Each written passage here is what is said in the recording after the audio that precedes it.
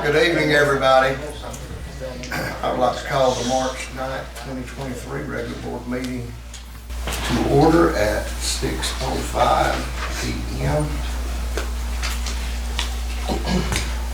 If I could, I'd like to ask Steve Lau to say our invocation. And Mr. Williams, would you mind doing the leading pledge for us? Yes. All right, let's pray. Father, thank you so much for your goodness and your mercies to us and your love. Lord, thank you for this community that we live in and all the good that we experience here. Lord, I'd ask that you give us great wisdom, discernment, as we make decisions for what's best for our kids and our community, Lord. Thank you for all these teachers, administrators, staff that do such a great job with all the things that they do in serving our kids and our community. So Lord, I ask that you bless this time together tonight as we make decisions, and I ask that in Christ's name. Amen. Amen.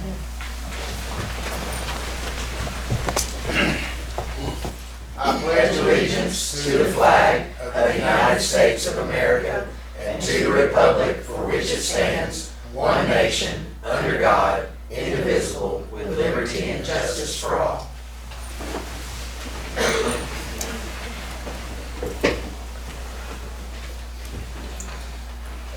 The next item is the approval of the agenda. Dr. Goodman, do you have any amendments to this agenda?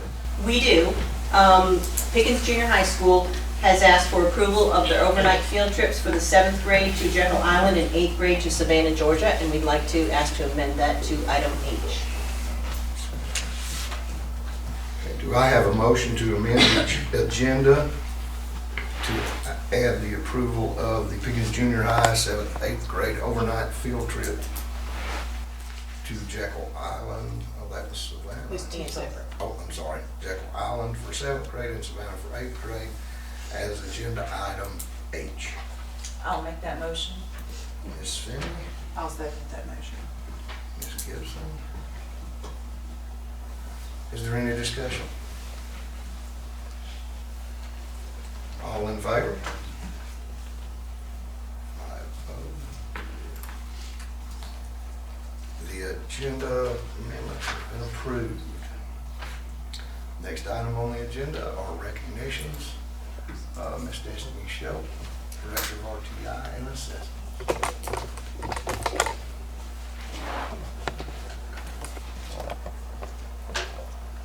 Good evening, members of the board. Dr. Goodman.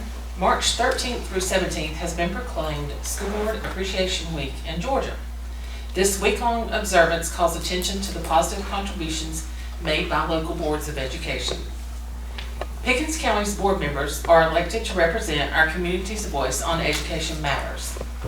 They are willing to invest countless hours fulfilling their responsibilities and working together to continually pursue excellence in our school district and our community. Their decisions often reach far beyond classrooms to impact local businesses, economic development, and ultimately the future of our community. Some of the key roles and responsibilities of our board members as constitutional officers of Georgia are to set educational policy, employ school personnel, provide buildings and equipment, and disperse school funds. As community leaders, school board members serve as advocates for all children in Pickens County. They must study, evaluate, and decide what actions are in the best interest of those students.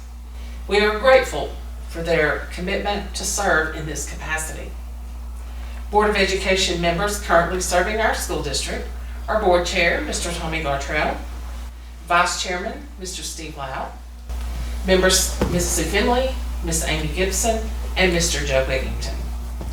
At this time, we'd like to say thank you and present you with certificates of appreciation and a collection of gifts, letters, and cards from each of our schools and the district.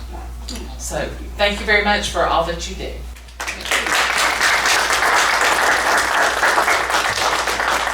I have certificates I would like to give you, so do you want to come around? Do you want to stay there? Should we get them to come out? All right. Yeah, can they do it? Can you guys do it? We stay back here on the, your name. I'm sorry. I'm sorry. Y'all do the picture. Y'all do the picture, it'll be fun. Mr. Gartrell, there's your certificate. You notes. Sorry, guys. Oh, man. Thank you.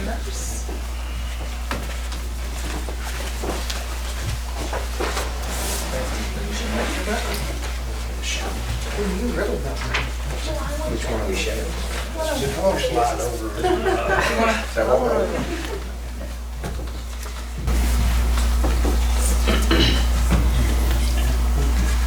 Oh, I've got to hold it up.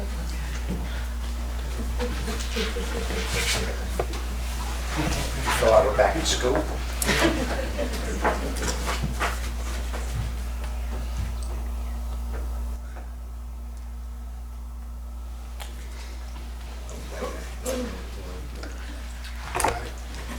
After the meeting, your bags have your names on them. There's Thank you. all kinds of nice goodies. The students at Pickens Junior High have created beautiful drawings for each of you, so you can select one of the 5 ranks. Thank you. So, thank you very much. Thank y'all. Thank you. Enjoy your goodies. Thank you very much. I'm excited about seeing the letters and cards. That were the highlights of my year last year was the time I got to spend reading the correspondence from the students. And next is Superintendent Reports, the financial update. Ms. Amy Smith, Chief Financial Officer. Thank you, Chairman Gartrell. It's coming, okay. While that's pulling up, I'll go ahead and let y'all know, the Georgia Department of Audits will officially begin our FY22 audit on Monday. Most of the session will be off-site, and it does take somewhere from 3 to 6 weeks. Once it goes through them, it has 2 other stops to go through for review. So it could be quite some time before you get a final report, but each of you will get an email with a final report in it. I'll keep you updated on the progress, but we haven't officially started yet. We've been doing a lot of work, but we haven't officially started yet. So we'll be dealing with them. They will come on site. I believe it's the 22nd. They'll be with us at least 1 day and possibly 2. So we're still in the scheduling process right now, but those are the dates they indicated. So I might be missing in action while I'm dealing with them a little bit. So, okay, Martha's got a report up. Our general fund, the revenue collected through February 2023 is 70.62% of the budgeted revenue, and we've expended 55.51% of our budgeted expenditures. And I'll always remind you, don't get too excited about that number being super low, because in June we have 3 months of salary and benefits that are recorded, and that is for June, July, and August to cover summer pay, and that is for most of the staff. It's not, the 12-month staff ends in June, all the rest of the staff ends in August. But we have to back all those numbers in. Our consolidation of funds, Fund 150, reflects expenditures through January, and the transfers have been made through January. We will be coming with one more a request for an amendment to this. I just did not have time to quite get it together. That's why you're going to see one line item there with no budget. I accidentally combined it with one of the others, so I need to bring that back and have y'all amend it for me to just get it cleaned up. Debt service, of course, we have no debt. Capital outlay, our SPLOST revenue for February was $654,538.22. In our deposits, we received a donation of $25,000. This is a commitment that a local company had made toward the baseball program, the baseball field that was built a couple of years ago. This is the final installment of the promise that they made at that time, so we appreciate that $25,000. We received a refund from Burrow and Associates of $4,486.74. That is in conjunction with that very large change order where Carol Daniel closed that contract for the Ag Barn. When they do that, it's all based on a percentage, but there's a large upfront when it comes to Burrow. So when that GMP wound up decreasing, we had overpaid just a little bit. Can't avoid that when there's that large of a change order coming in at the end of a project. So But they immediately issued us a refund, and of course, we follow up on that pretty closely to make sure that we have not overpaid anything. Our interest earned was $729.92 for the month. Expenditures totaled $387,474.48. Our month-end SPLOST balance is $9,992,335.24. We have officially begun using, we have completely expended SPLOST 5 funds and are now slightly into SPLOST 6. So I just told y'all I'd let y'all know once we've made that crossover. Those are tracked separately. That is a requirement with the Department of Audits and the Department of Education. Special revenue funds, we've collected 61.17% of our budgeted revenue and expended 71.09% of our budgeted expenditures. Remember, these funds works the exact opposite of general fund. We spend the money first, then we can ask for a reimbursement. So that's why expense is higher than revenue at this time. Do y'all have any questions? That's all I have.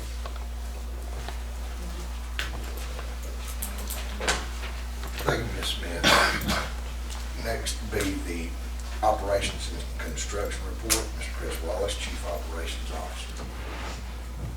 Thank you, Chairman Gartrell, board members, Dr. Goodman. Appreciate the opportunity to be here tonight and tell you guys what we have going on in M&O. Maintenance Department always like to give you a monthly update on how many requests we had for the month. February is a short month, plus having February break. So 77 maintenance requests logged so far for the year, 1,112 total in this department. And we are having maintenance worker appreciation lunch tomorrow. So folks out there in the schools, make sure you think of maintenance staff member when you see them, celebrating that this month. So appreciate everything they do, work hard to keep us going. Facility-wise, the current field house that we are working on claims to wrap up for the damage that was done over Christmas break. We have two adjusters that we're working with GSBA, and they've been very good to work with. Just a lot of moving parts and pieces to this, and they like to have a lot of details. So working with them, and it takes a little while, but we're getting close to wrapping that up. To give you an update on the signal at Dragon Drive, I have been in contact with Mike Dose, the DOT, and they're just awaiting approval. He said we have all the components and all the wiring, anything we need at my shop. We're ready to go. We're just waiting for that go-ahead from the home office. So we have met with the student, or all the student body there, 9th grade through 12th at the high school, made a presentation to show them what to expect and how that would work and how the signal would change things down there. So we did, talk to them, and I think we got 95+% of the population there at the school, because even if they're not driving, they're going to be riding in there in some type of vehicle. So trying to get as many people on board with what's coming in the future. Also want to make you guys aware of an audit that we're doing through the maintenance and facilities department. We got a mechanical company, a local guy here that works for a mechanical company that called on me, and we sat down and talked about what they could offer, and they want to do a preventive maintenance program here, but they want to do an inventory and audit, obviously, what we have. And so he's completed 2 schools, and we're going to do all the facilities, and he'll have everything on the spreadsheet, model number, year of install, know what we have, and then present us with a price for maintaining those, cleaning the coils, cleaning out the condensation lines and the filters replacement. So I'm excited to see what that turns into, because it will help extend the life of the units. It'll also help us plan for the future for these units and replacement, and I think it will also reduce energy costs, because as you replace older units, you get them more efficient units, and also while these are running at optimal efficiency, when you get everything tightened up, they'll check belts, they'll check levels, Freon, things like that. So cleaning the coils, there's a big savings. It'll be hard to quantify, but we will be able to compare with the past and see what kind of difference it's making. So looking forward to getting that back and seeing what kind of cost that is, and make sure it's something that we can plan and budget for. Transportation, we received and took delivery of 6 brand new Thomas buses, and we're really happy to get those. I think the drivers that are going to be taking over those and trading in their older ones are excited to get them too. We're just waiting on Angel Tracks, which is our camera system, and Diversified Electronics, our communication system for the radios, to get their components installed, and I anticipate that'll be completed by the end of this month. This week, we had a great meeting with Transportation Advisory Council, and we got some of our transportation folks here tonight. But we had a sample of those who have been nominated by their peers on this council, and we had a great meeting, sit down and talk about, you know, what's coming up, how we plan for getting through the rest of the year, and also any challenges we're trying to work through and get their perspective on things. It was really helpful and beneficial. Appreciate Dr. Goodman taking time to be in there with us, and I think we had a great meeting. They seemed to really enjoy that time to get together. So although they didn't eat any of my snacks I brought for them, but they just, I guess it was too late in the day. It was probably like almost, you know, noon for them, it being 10 o'clock in the morning or so, because they get up early. So, but it is an honor to be nominated by your peers. So that's a really good thing we got going on, and I appreciate their willingness to serve. As we have been for a while, we're still short drivers. So anybody out there interested in going through the CDL training program, we will train you, and we have some incentives. So please come see us, and we would love to have you as part of our team. School Nutrition Director Beth Thompson reports that we have an invitation for bid seeking to award mainline food supplier for our 23-24 school year, as our current contract with Cisco ends on June 30th. It's pretty standard. So that process will be going on. The on-site portion of our much anticipated administrative review by the DOE begins next week. So auditors will be on site March 13th through 16th. The schools that will be reviewed are Harmony Elementary and Pickens Junior High. We will be in the midst of National School Breakfast Week. Jasper Middle School served over 350 breakfasts on Wednesday, which is the most all year. And Pickens High School staff has gone out all out to engage our students. This year's theme, and I think Martha's got a picture there. You don't have it? Okay. So they fixed up, they had their line fixed up, and I'll email that to you, but they had their line fixed up for those kids, try to get them excited. So anything we can do to encourage those kids to take part in this program and eat some good breakfast over there at all of our schools. Lastly, for my report, the school health update, and Director Gail Smith has provided the health services report for February, and Martha will put it up on the screen.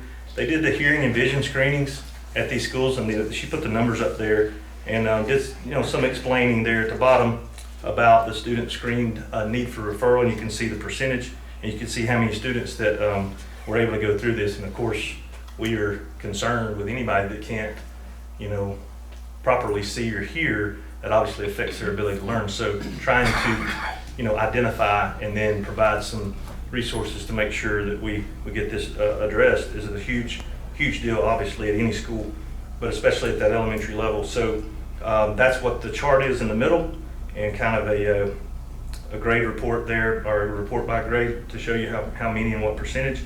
And then the normal visits that she gives us, the normal updates of the number of clinic visits, and this is a monthly report.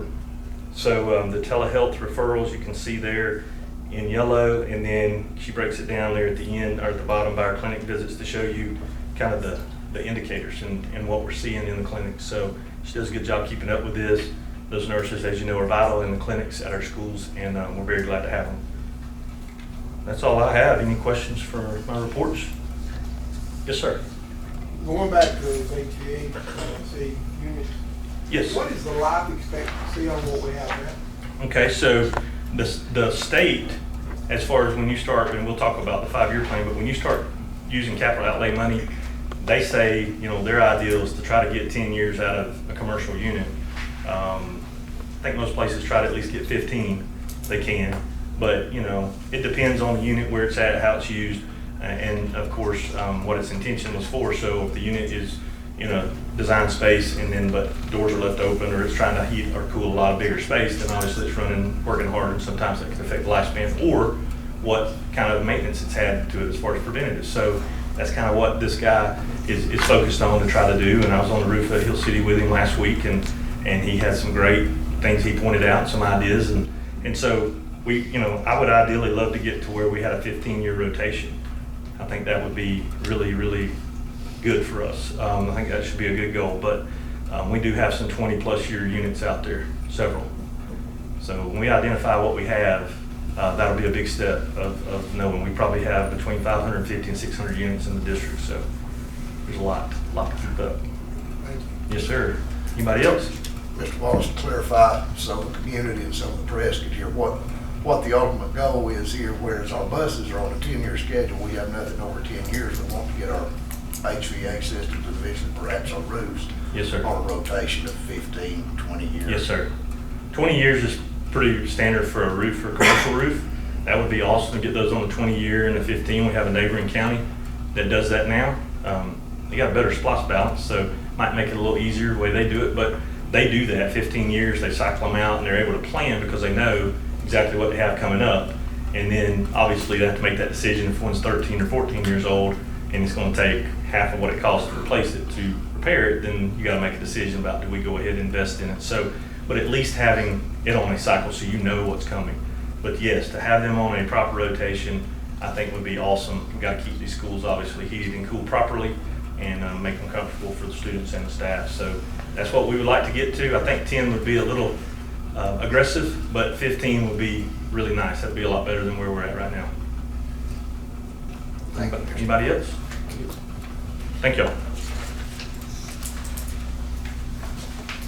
Next is the curriculum update. Is Destini Shope, Director of RTI and Assessment. All right, the construction. That is not my area. The curriculum and instruction team has been busy over the last month and has had an opportunity to spend time in schools, which is always one of our favorite places to be so that we can see the good work that's taking place in our schools. So we're always grateful for those opportunities. As we close the end of the year, like other districts around the state, we are gearing up for testing or assessments that will become a focus. Keep in mind that teachers are continually assessing students, so this is not something new to students or to parents or to teachers. This year, in scheduling end-of-year assessments, specifically milestones, we were mindful of the amount of time that students would be expected to test, especially our youngest students. They do not have the stamina to endure hours of testing, like maybe some of our older kids can endure a little longer. At the junior high and high school level, there's more coordination of schedules required to make sure that those students are taking the correct assessment for the course or courses for which they are enrolled. We just completed access testing for our English learner students. And then at the end of this month, we will begin administering the Georgia Alternative Assessment, or GAA, which is for our students with the most significant cognitive disabilities. Georgia Milestones will begin in our district on May 1st, and all of our testing will wrap up by Friday, May 19th, unless a makeup test is required. And we will inform our parents like we always do. We give them the testing schedule, the information, how long their students will be testing each day, so that they do have that. Our students will complete the final benchmark of a 3-part series in April. These benchmark tests are used as a tool to inform instruction and to let us know how our students are growing throughout the year. So we give a benchmark in the fall, again in the winter, and then here at the end of the year. So we're able to measure that progress. Based on the results from this year, we will make a determination about which resources to use next year. 5th grade students have participated this year in writing benchmarks. At the beginning of the year, students were writing 1 to 2 sentences loosely focused on their given topic. At mid-year, students were writing multiple paragraphs focused on their assigned topics. From beginning of the year to mid-year, students have shown significant growth. And that is an initiative that the entire school at JMS has embraced. Last month, our multi-tiered system of supports, or MTSS, improvement team attended an intensive training provided by Solution Tree.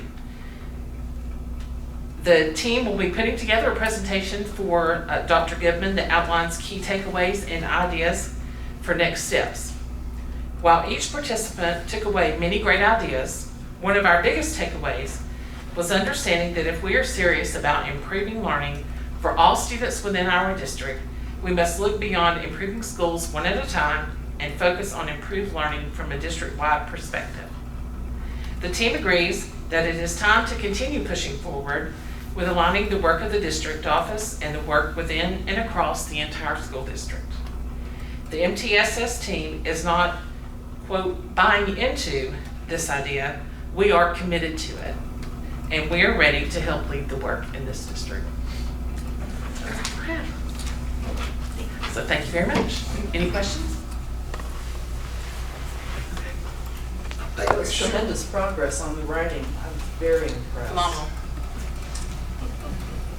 Excellent.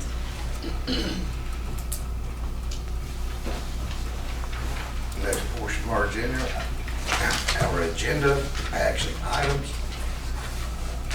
I approval of personnel, and this will be in multiple parts.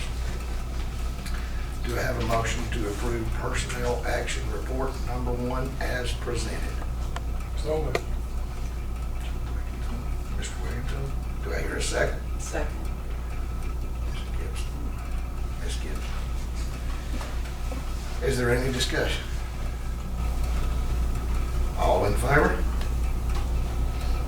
5 opposed. Do I have a motion to approve personnel action report number 2 as presented? So moved. Mr. Williamson. I second. Ms. Fenton. Is there any discussion? All in favor? Do I have this 5-0? Do I have a motion to approve personnel action report number 3 as presented? So moved. Ms. Gibson? Do I hear a second? Second. Is there any discussion? All in favor? The vote is 4-0 with 1 abstention. Do I have a motion to approve personnel action report number 4 as presented? So moved. Mr. Loud? Do I hear a second? I'll second that. Ms. Gibson? Is there any discussion? All in favor? 4-0 and the chair abstains. Do I have a motion to approve the personnel action report number 5 as presented? I'll make that motion. Do I hear a second? I'll second that motion. Is there any discussion? All in favor? Vote is 4-0, and Mr. Williamson abstaining. Next item is approval of financial reports. Do I have a motion to approve the financial reports Ms. Smith presented? So moved. I'll second that. Mr. Lau, second. Is there any discussion? All in favor? Vote is 5-0 to approve financial reports.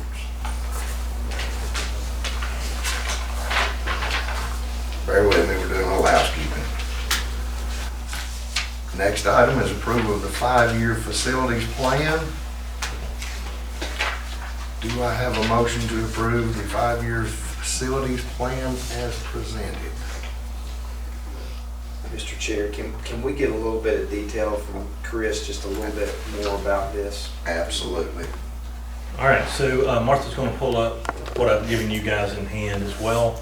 And I know this is a lot of stuff. We took a look at this at the board work session, but just for our viewers out there, renovations, modifications, and additions are the things that are created or developed in this plan.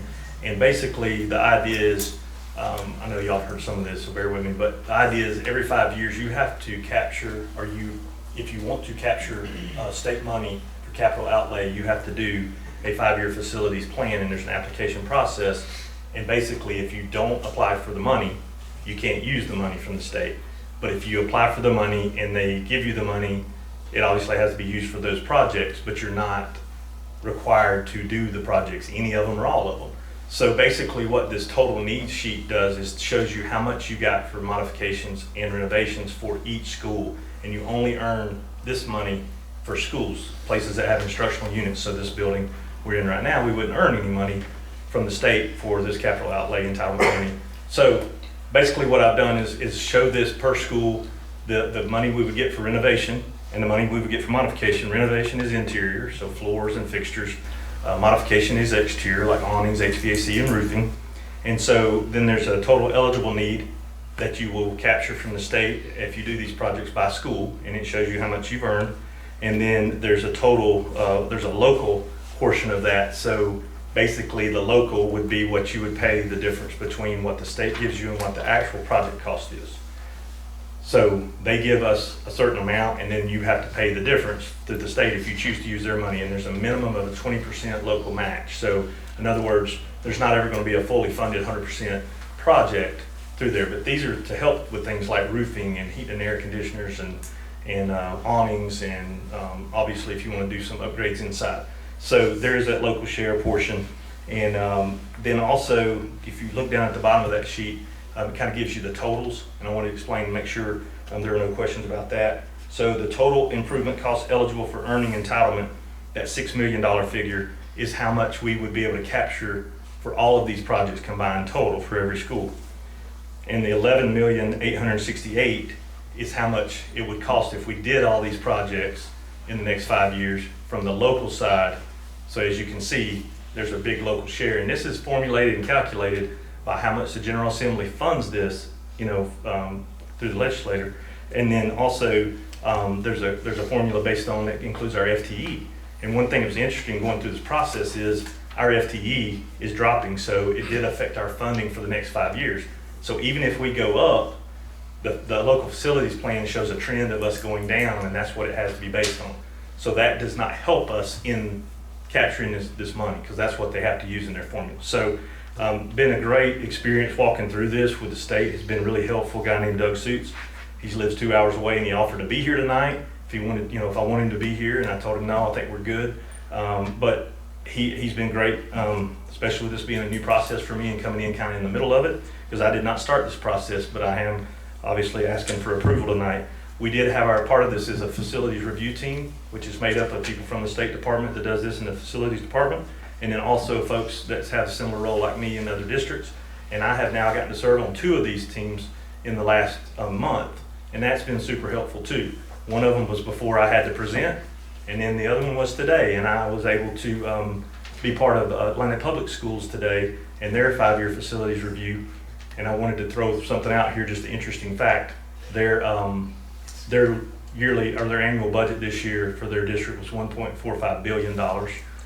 And their millage rate is 20.5%. So, no, Ms. Smith would appreciate that.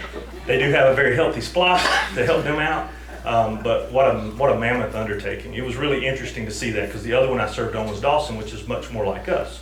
So, been really helpful to go through that process with them. It's a lot of work. It's a lot of, the presentation I had to do, had to give a lot of facts and information about our schools and show some of the facilities. So some of the admins sent me some pictures to help me out, and I went and took some pictures. So it was nice to be able to show off our facilities. We got some really good feedback from the team. They were very impressed with what we have going on in some of our facilities here. So it was nice to be able to show those off. But this is just one snippet of this is the main page for the presentation. It kind of breaks all that down. And then the report itself, which is attached to eBoard, thanks to Martha, I appreciate her help. It's 74 pages. That breaks down every possible thing, like item that we qualify to replace or to modify or renovate. So it is out there. It's there's a lot of things there. And again, we're not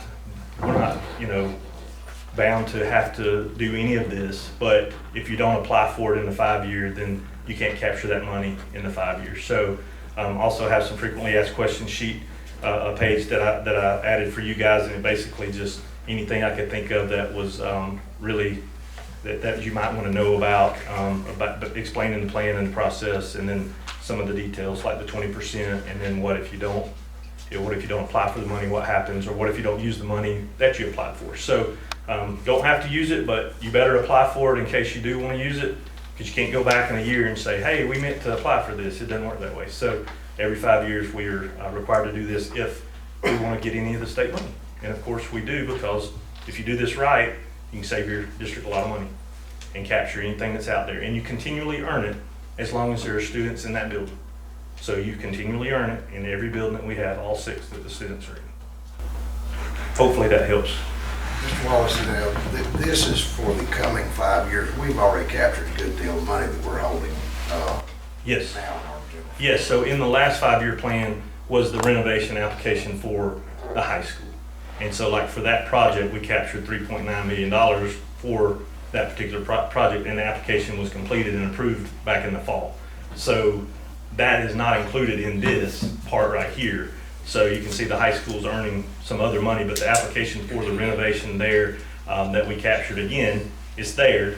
And then we would have to make bridge the gap with local money or SPLOST money to be able to do that. And then Ms. Smith has been really helpful in this too, to help me understand and to help me be able to present exactly how we would, supplement that money coming from the state. But that would be a major project. And, you can do all of what you put in there, you can do some of it, but you can't take all the money and only do some of the work from the state side. So a lot of rules and regulations, and got to cross your T's, dot your I's, right, Ms. Smith? She's been through this a few times, so she's been really helpful to lean on to understand how we would go about this. So it gives us some things that we can work on and do in the future if we choose to do so. So it really gives us a lot of options of how to make sure our schools are current, up to date, and have what they need to continue to provide a great place for students to learn.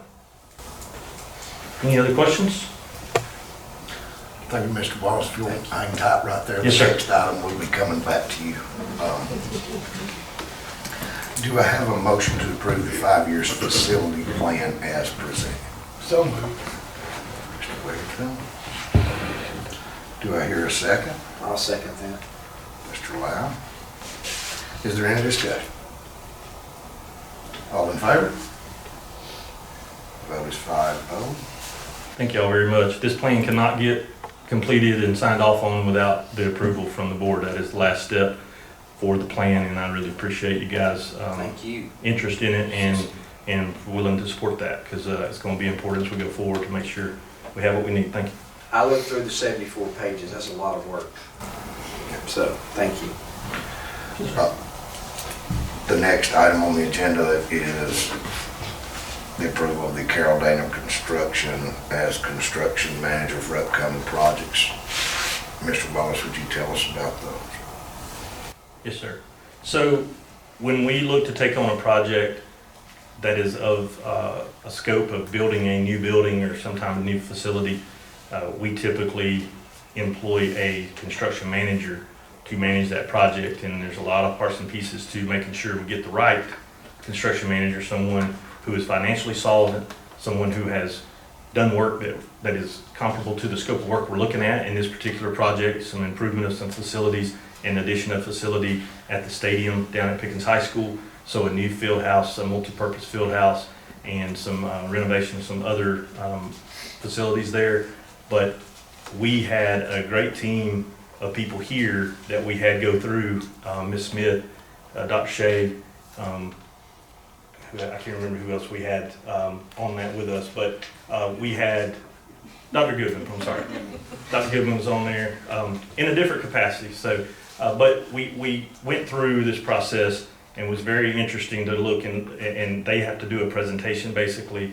They have to come to pre-bid, decide they want to bid on the project. They did. We had 3 companies that did. All of them, I believe, could handle the project and do a good job, but Carroll Daniel just set themselves apart. They really went after it aggressively. They've done a lot of work for us. Ms. Smith especially had mentioned, how good they were to work with a financial standpoint, and there's no concern about them financially being able to handle the project. So they were a clear winner for us, and that's who we recommended to Dr. Goodman now to handle this project coming forward. And the scope of work changed a little bit from what we had originally looked at, but it's the same type of project, and that we don't have to go back to the drawing board and start over. So that would be our suggestion, our recommendation at this point, to keep Carroll Daniel on, and then Bro and Associates is our architect for our projects here, and they've done a great job as well and been very helpful, and they were instrumental in that 5-year plan as well. I should have mentioned that. So they have to bid out all that work and those projects to determine how much it costs. So that's our recommendation, and thank Dr. Goodman for supporting that. Mr. Wallace, a lot of this building project's gonna be long overdue and much anticipated. Would you like to reveal exactly what all that's gonna entail? Sure. So we have a current field house that is in close proximity to the new Ag Center, which is beautiful. You need to get out and see it if you haven't. And we would like to turn that location into a grow out facility for them. Gives them a lot more space than what they have now for that expanding program. So that would be turning that facility into a livestock grow out building. So in turn, you have wrestling and football that are in that facility now.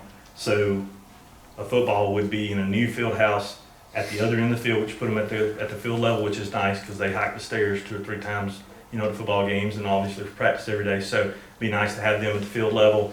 And this would also provide male and female additional locker rooms for any sport or activity that wants to be down there, that has activities down there and meets or events. And so it has the separated locker rooms there that we can provide for them at field level in the same building.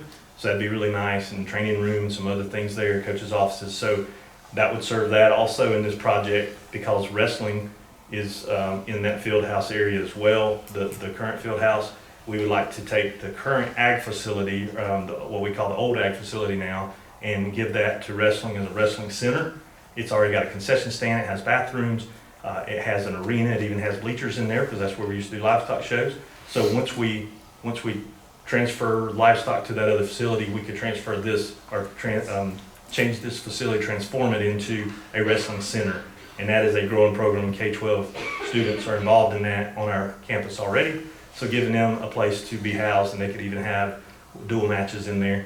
And smaller, young kid matches in there. So it could be used really well, and there's not a lot to do. Wrestlers don't like air conditioners, so they don't want air conditioners in there. They just want heat. So it'll be big warm in there in the summer, but that's how they want it. So there's a lot of things working with. We work with the coaches. And so the other part and piece to this is more storage down there for track and for soccer to have a place to put their stuff in the off season, and then resurfacing the track with a very high quality track surface down there on the existing track that we have now, and replacing the fence around that track, which has been there since the track was built and the football field was built. So, and then the last piece to it is a visitor press box. That would be part of the bleachers that are already there, an aluminum bleacher and aluminum press box, complete with heat and air, power obviously, and then a place for them to film up top. It will free up some press box space over on the home side, which has been something they've really wanted for a long time. So it's a pretty, spread out, it's a pretty big project, but I know we got the right folks on board to do it with Carol Daniel and Bro, and with your approval, we'd like to get started on that right away. And then also I want to mention that obviously we wouldn't be able to get this done in the field house done before football season at this point, because it's going to take longer than we have. So we will be transforming the current field house, the part that was not damaged in the flood, over for football to be able to utilize for this season, and we're going to do our best to get that going as soon as possible, and hopefully even have that ready for them for spring football. But if not, we would have it ready for them obviously by the summer, before school gets out, where they could have all summer in that field house and do some things nice in there for them, like maybe go ahead and buy the lockers even that'll go in the new facility, so they have something new there, because they got to have lockers. So, and the lockers were damaged in the flood. So a lot of parts to it, but I think we got a good plan going forward, and looking forward to the opportunity to take this on. It'll be a new venture for me, but I'm used to new ventures by now, so everything's new. Yes, sir. So, Mr. Wallace, one thing that you've shared with us that didn't get that also is a field to do the field events for track, which Yes. is going to allow them for the first time in a long time to host some meets Yes. at their own school. Yes, sir, and I'm sorry I left that out. So there's a gravel lot that we captured a few years back behind the scoreboard area and the visitor side, and we would be turning that into a field, and I think we can get really close to a full-size football field there that could be used for marching, could be used for any type of practice, soccer, football, whatever. And then also for field events, we took their space when we built tennis and the new Ag Center. There was a space up there that they could use, but there should be no reason they couldn't host an event. Been in contact with all the coaches that this involves, and they're all really excited about this opportunity to get something for their students and for their athletes. So I think it gets a lot of folks opportunities and things to utilize, not just sports, but others too, and having that option down there at the field level for many people to use. So I think it's good for the many students we serve, and it's not just 9-12. We have a lot of students. That's the only football field in the county. So it's heavily utilized, and I'm excited that we get a lot of use out of all these facilities, not just for the high school. Anybody else? Thank you, Mr. Thank you very Wallace. much. Do I have a motion to approve Carol Dana Construction for the construction manager as presented? I'll make that motion. Emily? Do I hear a second? I'll second that. Ms. Gibson? Is there any discussion? Yeah, I would just like to say I am elated at all of that, especially when we were here for a while Friday night, and Chris did an excellent job in telling us all about that. I had a parent, just a little side note here, had a parent contact me and said, hey, I'd really love for my kids to run track at home. And I'm so glad we get to do that. I'm just very excited about that. So. This is something that's kind of been worked on behind the scenes for a couple of years. I am so glad to finally get this out there to a lot of deserving students. All in favor? 5. The next item, item E, approval of out-of-state field trip. Pickens High School is requesting approval for students to travel to Chattanooga, Tennessee to participate in Southern Arts Performance Association Winter Guard Championships. Board members, would you like any further information on that trip? As we've already read through the material. Do I have a motion to approve the out-of-state field trip for PHS students to travel to Chattanooga on April 1st, 2023 to participate in Southern Arts Performance Association Winter Guard Championships as presented? So moved. I'll second that.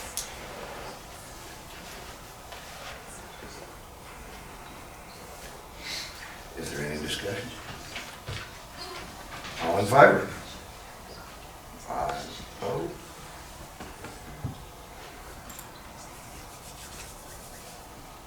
Make sure I'm not getting off track.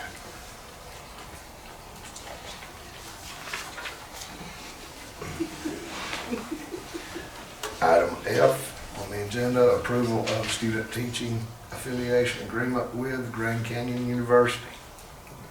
Do I have a motion to approve the affiliation agreement with Grand Canyon University as presented? So moved. Do I hear a second? I'll second. Ms. Finley? Is there any discussion? All in favor? 5-0.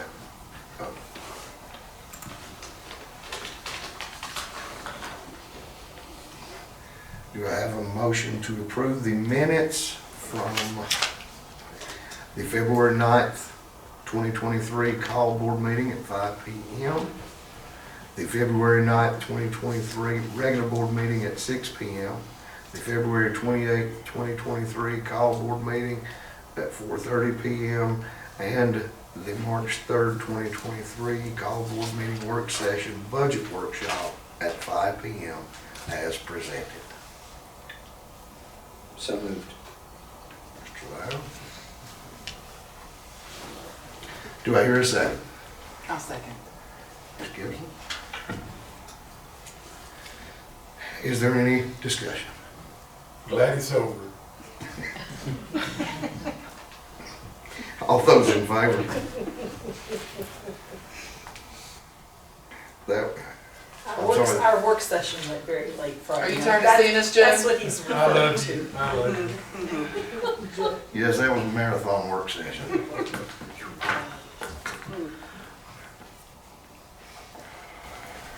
Some of us started turning pumpkins.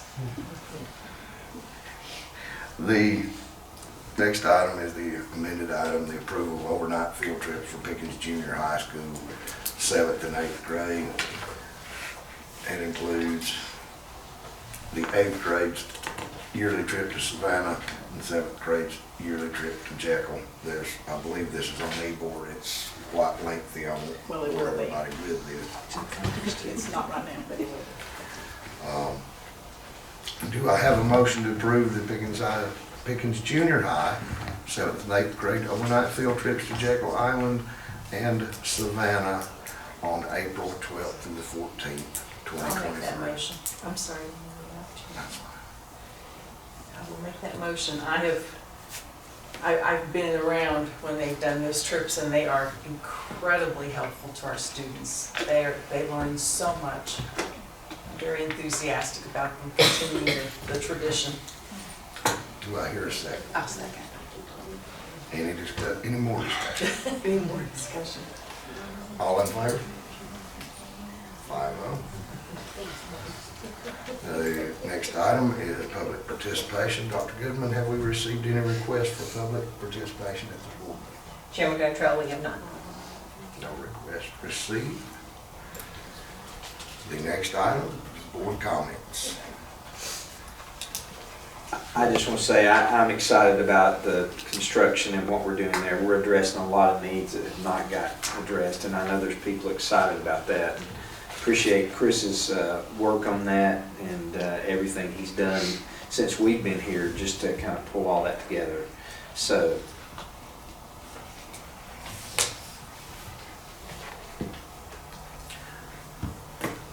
I know a lot of people have reached out.